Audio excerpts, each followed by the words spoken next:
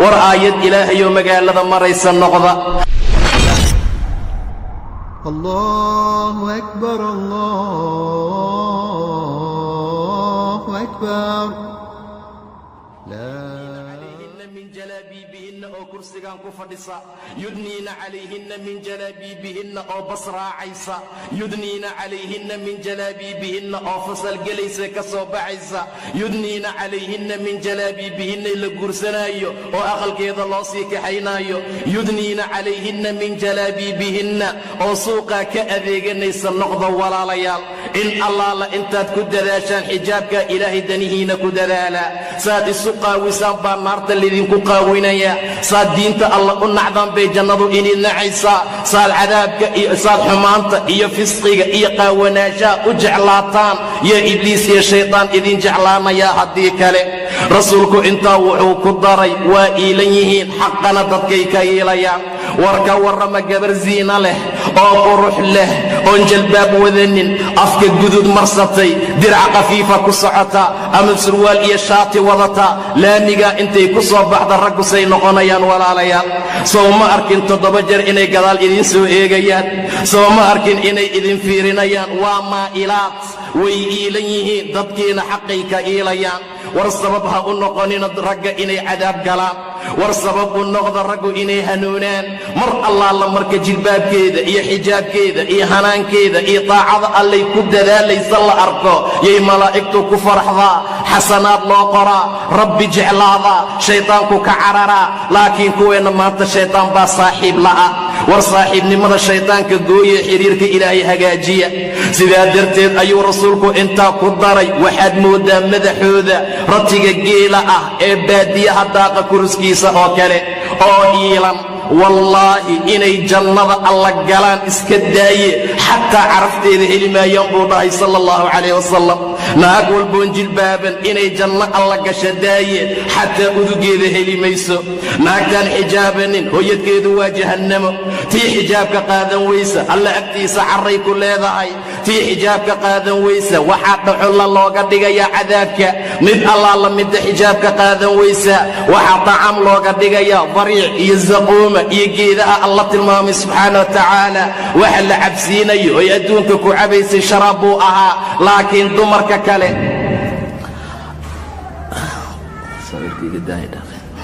لكن دمرك كله عذابك الله قالي إلهي سبحانه وتعالى حجابك سي انكري اوديدي وحكي ماذا دعان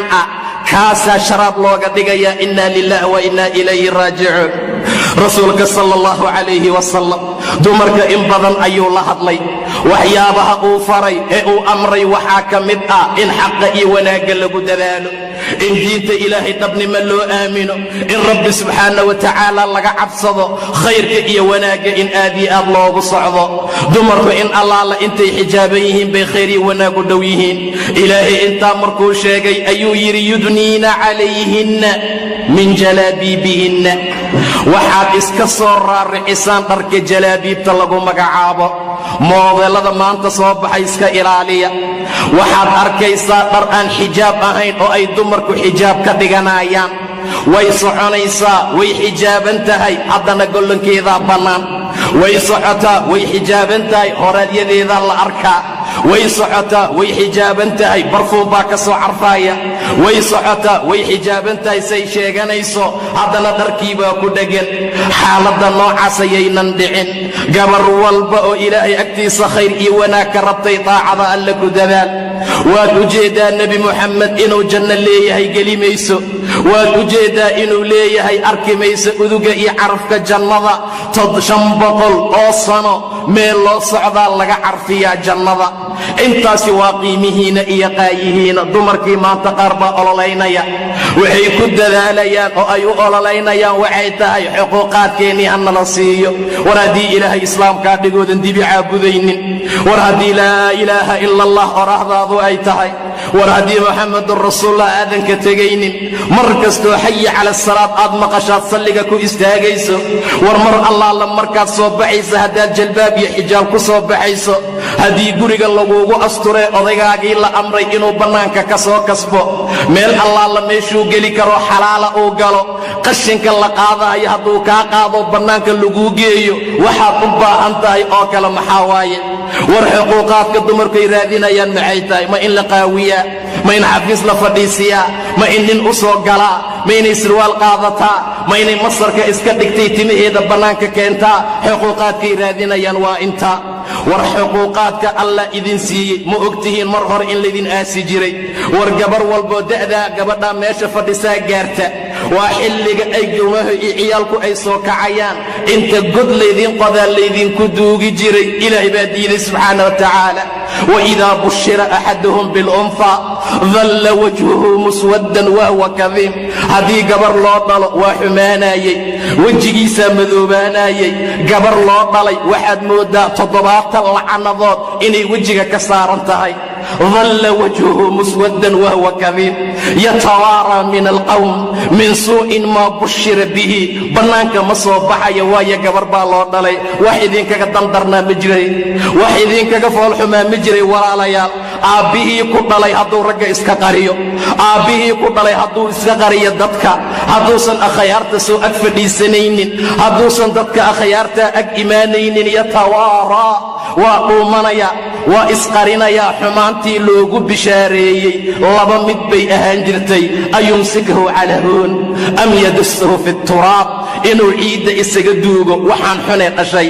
inuu carada isaga aasa ayadoo nool intaa ka bacdi amase inuu iska haysto ihaano iyo dulli asagoon hadalkiisa la qaadanin labadaa mid ayay ahaan jirtay buu yidhi ilaah subxaana wa tacaala dullinidaa loo dhalay ayuu diidan yahay ayaduu rabaa inuu xabaalaha isaga aaso qaar baa la tilmaamaa intay u soo qubeeyeen ay dar u soo labiseen ay dahab u soo geliyeen godna ay u soo qodeenuu wadaa garkay ciidda ka tirtiraysaa oy leedahay aabbe asna wuxuu u wadaa inuu godka ku rida laa ilaaha ila allah dhaxaasaa alla idinka badbaadiya subxaana wa tacaala surwaalaad u qaylinaysaan oo waxaad u ololaynaysaa in xafiis laydin fadhiisiyo waxaad u ololaynaysaa in dharka laydinka dhigo waxaad u ololeynaysaan inaad baxdaan xaaladdu sidaa ma aha walaalayaal xayaatadan xayaataa ka dambaysa aabbe way tirtiraysaa carradii godkuu qodaayey yaa gerka uga taala aabbe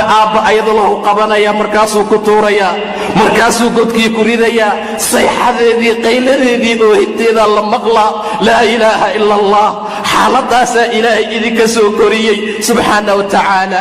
waida almaw'uudatu su'ilat tii xabaalaha lagu xabaalay ayaa la su'aalayaa buu yidhi ilaahay subxaana wa tacaala marka la su'aalo gabadhii nolosha lagu duugay aaway kii duugay warkii laga gardarnaa haddii maxkamadda la saaray kii gardarnaa ka warrama say xaaladiisu noqonaysaa intay goorgoorday jalaabiibta tasho walaalayaal waxaan aad uga digaya gabdhaha xijaabka moodeelada wata ilaahay ka cabsada subxaana wa tacaala waa xijaabkii raaska waa xijaabkii kida waa xijaabkii kida wax la dhaha ma jire xijaab waa xijaabka alla soo dejiye subxaana wa tacaala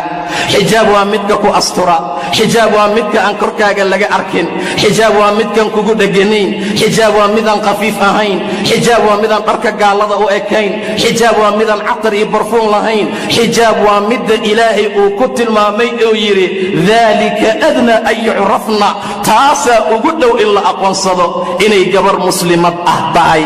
inay gabar xaraa'ira oo xor ah tahay inay gabar ilaahay jecel tahay jalbaabkaa lagu aqoonsadaa jalbaabkaa lagu yaqaanaa jalbaabkaa lagu aqoonsadaa oo lagu fahmaa daalika adna an yucrafna falaa yu'dayn wa kaana allahu ghafuuran raxiima ilaahay waa alla dembi dhaaf badan oo naxariis badan maxaa labadaa loo daba dhigay maxaa aayadda labadaa loogu qatimay waa qatin aad iyo aad u qiimo badan wa kaana allahu ghafuuraa alla waa dembi dhaaf badne naag allah la naagtaan xijaabanin oo aan jirkeeda qarinin oo surwaal ama dirac qafiifa ama marag yara garabka saaratee bannaanka ku baxda hadday tawba keento saacaddan aan joogno ay dawaar laha aado dhar xoog badan oo culus oo shuruudaha xijaabka wata ay labisato ilaahay waa dembi dhaaf badne subxaana wa tacaala la dhihi maayo 20 sano iyo 30 sano jilbaab la'aan suuqa joogtay kaa aqbali maayo xaashaa lillaah ilaahay ma ahan subxaana wa tacaala dembiguu noo cafin waana noo dhaafaya wa kaana allahu ghafuuran raxiima الله أكبر الله أكبر لا